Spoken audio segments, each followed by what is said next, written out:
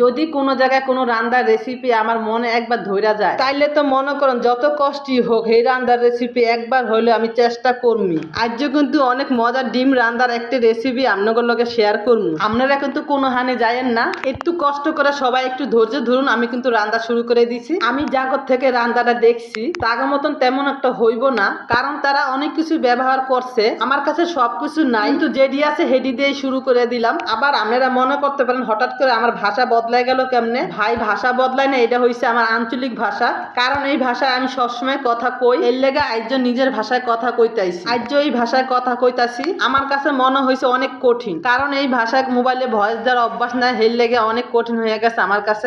প্রথম ওই ভাষা আমার কাছে অনেক কঠিন হয়েছিল। আচ্ছা, এবার আপনারা কোন আমি কোন দেশের ভাষায় কথা কইলাম। যাই হোক, আপনাদের লগে কথা কইতে কইতে কিন্তু আমার রান্নাটা একবারে শেষ হয়ে গেছে। এই তো এখন মাইয়ার লাগে কিন্তু তরকারিটা বাইরে নিলাম। কেমন লাগলো আপনাদের কাছে আমার ভিডিওটা?